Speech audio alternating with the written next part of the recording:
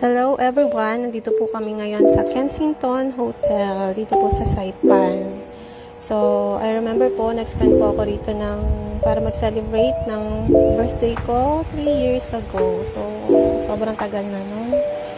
Pero, it was memorable po kasi first time namin mag-stay sa hotel after po ng pandemic. So, it was memorable. Maganda po yung lugar nila, yung facilities, yung amenities, masarap yung food, at sulit po yung aming pagstay dito. So, ayan po. If ever gusto nyo mapunta ng Saipan, stay po kayo dito sa hotel na to. I-share ko lang po yung ibang photos namin na was taken that time. Yun lang po, maraming salamat.